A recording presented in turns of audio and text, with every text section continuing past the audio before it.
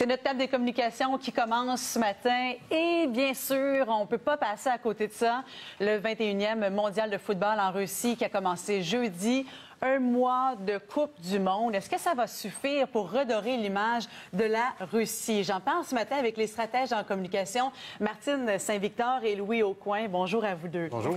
Alors, premièrement, est-ce que Vladimir Poutine va réussir à gagner ce match de l'image, Louis, avec la Coupe du monde? Vladimir Poutine, le match de l'image, c'est toujours pour gagner l'homme fort. Donc, c'est très fort, ça, dans la psychologie russe, l'idée de l'homme fort. Donc, Vladimir Poutine, depuis qu'il est dans le paysage politique, a toujours consacré tous ses efforts à marquer des points, toujours rester l'homme fort. Et le mondial ne fera pas exception, comme durant les Olympiques, comme quand il aurait, semble-t-il, tué un ours à main nue, ou comme les images où on le voit avec des carabines ou torse nu, etc. Donc, le mondial va lui servir à ce genre de démonstration-là aussi. À redorer son image aussi après le scandale de dopage des athlètes russes. Il y a quand même beaucoup de choses à redorer au plan international. Qu'est-ce qui retient votre attention, vous, Martine? Mais pour moi, ce qui a été très frappant, c'est les images qui sortent depuis 2 jours. C'est-à-dire que, d'abord, ce qui est très bien avec ce genre d'événements sportifs, c'est que le pays hôte contrôle un petit peu plus le narratif que d'habitude. Et là, les images qu'on voit depuis 2 jours, par exemple, dans le box VIP de certains matchs, on a vu des anciens dirigeants comme Sarkozy de la France et l'ancien chancelier allemand Gerhard Schröder aux côtés de Poutine. On a vu Paul Kagame du Rwanda. Donc, ça donne l'impression que Poutine demeure une personne fréquentable. Et en plus, important, ça, ouais, hein? donc ça donne cette image-là. Et aussi d'un côté beaucoup plus, je dirais, côté image du pays. On pense à Sochi, par exemple, où il y a des matchs qui sont disputés. Hier, Portugal-Espagne étaient disputés là. Les images qu'on voit sont bucoliques. Ce n'est pas du tout les images qu'on voit d'habitude de la Russie, parce que d'habitude, les images de la Russie sont des images politiques. Donc, l'épicentre étant Moscou, on n'est pas habitué à avoir des images au bord de l'eau. Et là, on voit de très belles images de Sochi. Et on présente la ville comme étant cette ville de sport élite et qui se trouve en fait dans une catégorie unique puisqu'elle fait le tour du chapeau. Hein.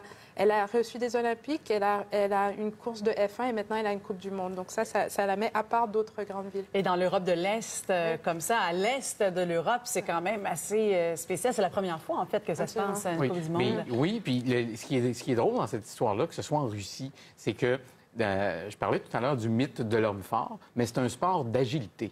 Donc, c'est pas le rugby, là. Donc, comment ça se balance? Mais ça se balance par l'identité. Parce que l'identité, là, c'est le fondement du mondial. Mais l'identité, dans le cas du mondial, ça se définit par un territoire, mais ça se définit aussi par des personnalités. On s'identifie à l'équipe à cause des vedettes. Donc, ça, c'est des choses qu'on...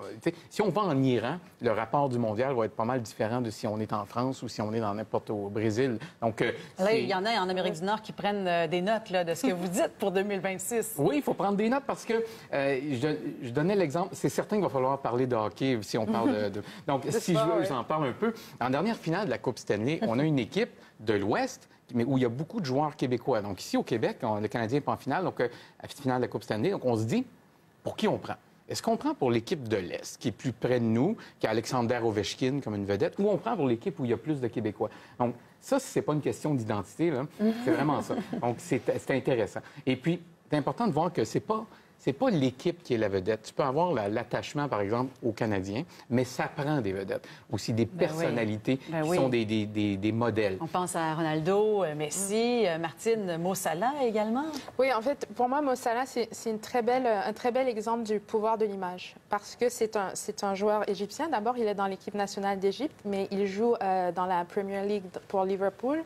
Et à Liverpool, c'est vraiment, il est adulé. Et ce qui est pas du tout anodin, c'est qu'il est musulman et qu'il est pratiquant. C'est-à-dire qu'après chaque but, il se met à genoux, il fait la profession la profession de foi. Et dans un contexte où il y a une montée d'islamophobie, c'est pas du tout anodin. Et lui, il a réussi à transcender sa religion et son sport. Et il sait comment utiliser les outils. Donc son Instagram, par exemple, où il écrit en français, il écrit en anglais et en arabe, il sait exactement comment parler aux gens. Et à Liverpool, où même si on a la communauté la plus ancienne musulmane d'Angleterre, il y a eu la première mosquée en Angleterre, il y a quand même ce sentiment d'islamophobie.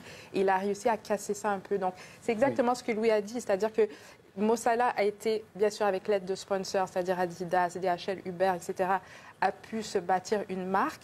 Mais comme Louis l'a dit, c'est important aussi d'avoir ces personnalités qui transcendent le sport. Donc, on a 8 ans au Canada, aux États-Unis et au Mexique pour créer des vedettes, pour attirer l'attention. Oui, parce qu'on va se concentrer sur... Ça nous prend une équipe pour faire le mondial. Ben oui. Bon, mais cette équipe-là, il faut la connaître. Et j'espère que les gens du marketing de ces équipes-là vont prendre la peine.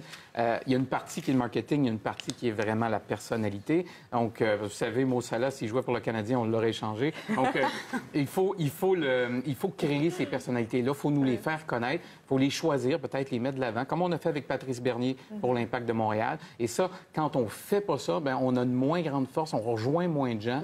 Il y a des gens qui ça intéresse le sport, il y a des gens qui ça intéresse pas. Donc, est-ce qu'ils sont capables de nommer certains joueurs de l'équipe? À partir de là, vous avez gagné. C'est ça qu'il faut atteindre. Vous avez parlé du CH. Ça me fait penser, puis je vous le rappelle à la maison, que Marc Bergevin va tenir un point de presse à midi, justement, concernant l'échange d'Alex Galchenyuk. Ça a été annoncé tard en soirée, si je vous l'annonce à ce moment-ci.